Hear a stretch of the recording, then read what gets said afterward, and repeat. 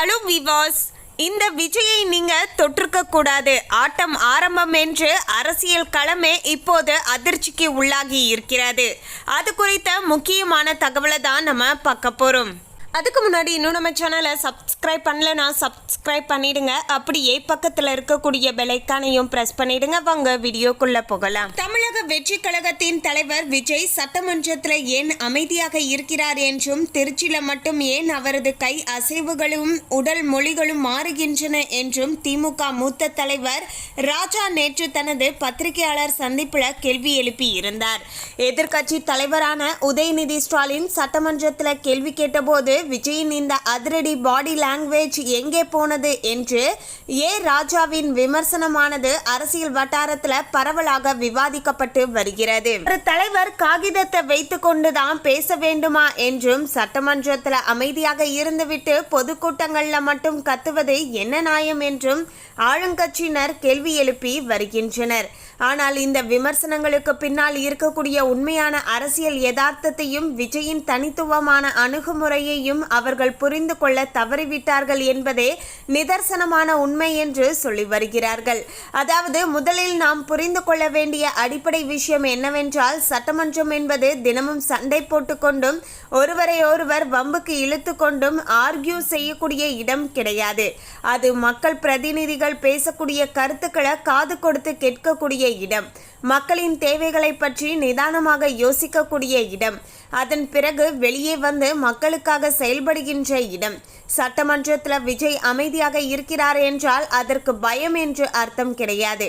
மாறாங்க, ஆளும் கட்சியும் மற்ற எதிர்கட்சிகளும் என்ன பேசுகின்றன, மக்கள் தரப்புல என்னென்ன பிரச்சனைகள் விவாதிக்கப்படுகின்றன என்பதை அவர் கூர்ந்து கவனித்து குறிப்பெடுத்து கொண்டு இருக்கிறார் என்றுதான் அர்த்தம். கத்துபவர்கள் மட்டுமே தலைவர்கள் என்ற பழைய அரசியல் இலக்கணத்தை மாற்றவே அவர் அமைதியை கடைபிடிக்கிறார். விஜய் தனது பல பொதுக்கூட்ட மேடைகளில் மக்கள் தான் என்னுடைய குடும்பம் என்று மிக ஆணித்தரமாக பதிவு செய்து உள்ளார். ஒரு மனிதன் வெளி உலகத்தில் எவ்வளவு அமைதியாகவோ அல்லது வேறு ஒரு குணத்துடனோ இருந்தாலும் அவன் தனது சொந்த குடும்பத்தினர் சந்திக்கும் போது முற்றிலும் வேறொரு யதார்த்தமான மனிதனாக தன்னுடைய உள்ளத்தில் உள்ளவற்றை அப்படியே கொட்டுவதுதான் இயற்கை. அதே போலதான் சட்டமன்றத்தில் ஒரு மக்கள் பிரதிநிதியாக அமைதியாக விவாதங்களை கவனிக்கக்கூடிய விஜய் தனது குடும்பமாகிய மக்கள் முன்னிலையில வரும்போது திருச்சி போன்ற மாபெரும் பொதுக்கூட்ட மேடைகள்ல தன்னுடைய மனதில் உள்ள ஆதங்கங்களையும் மக்களுக்கான திட்டங்களையும் ஆவேசமாகவும் அதிரடியாகவும் பேசுகிறார். இதுல எந்த விதமான முரண்பாடும் இல்லை. மாறாக இது மக்கள் மீதான அவரது உண்மையான பிணைப்பை காட்டுகிறது என்றும் சொல்லப்படுகிறது. திமுகவின் பாரம்பரிய அரசியல் ஸ்டைல் என்பது நமக்கெல்லாம் நன்றாகவே தெரிந்த ஒன்றுதான்.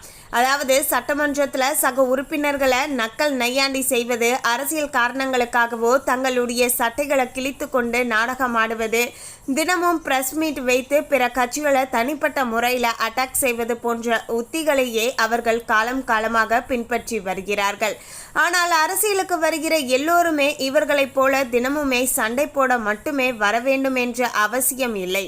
சிலர் சத்தமில்லாமல் மக்களுடைய பிரச்சனைகளை எப்படி நிரந்தரமாக சால்வ் செய்வது என்று தீர்க்கமாக யோசிக்கவும் வருவார்கள். அத்தகைய மாற்று அரசியலை தான் விஜய் தற்போது கையில் எடுத்து இருக்கிறார் என்றும் பலரும் அவங்களுடைய கருத்துக்களை முன்வைத்து கொண்டு வராங்க. இன்றைய டிஜிட்டல் மற்றும் சோசியல் மீடியா காலகட்டத்தில் ஒவ்வொரு சின்ன சின்ன விஷயத்திற்குமே இன்ஸ்டன்டாகவே ரியாக்ஷன் கொடுத்து ட்ரோல் மெட்டீரியலாக மாறுவது விஜயின் அரசியல் பாணி அல்ல.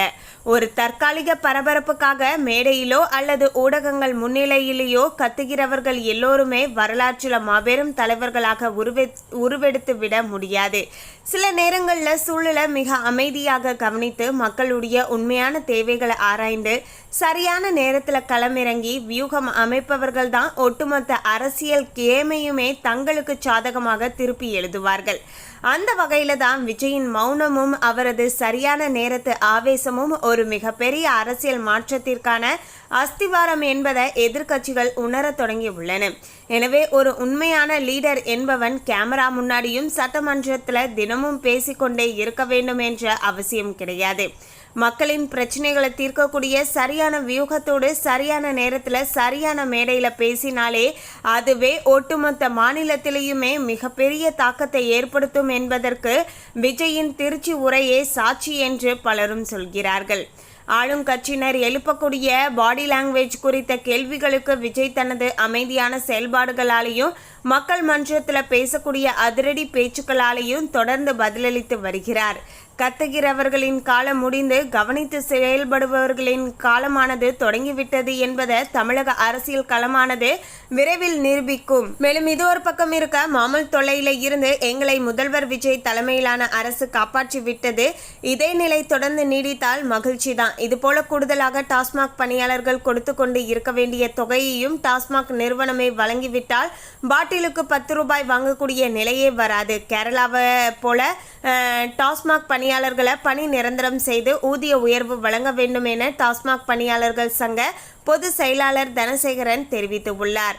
தமிழ்நாட்டில் கடந்த திமுக ஆட்சியில் 4787 டாஸ்மாக் கடைகள் இருந்தன. முதல்வராக விஜய் கடந்த மே 10ஆம் தேதி பொறுப்பேற்றவுடன் கல்வி நிலையங்கள், வழிபாட்டு தலங்கள், பஸ் நிலையங்களில் இருந்து 500 மீட்டர் தூரத்துக்குள்ளே இருக்கக்கூடிய டாஸ்மாக் கடைகள், பார்களை மூட வேண்டும் என்று உத்தரவிட்டார்.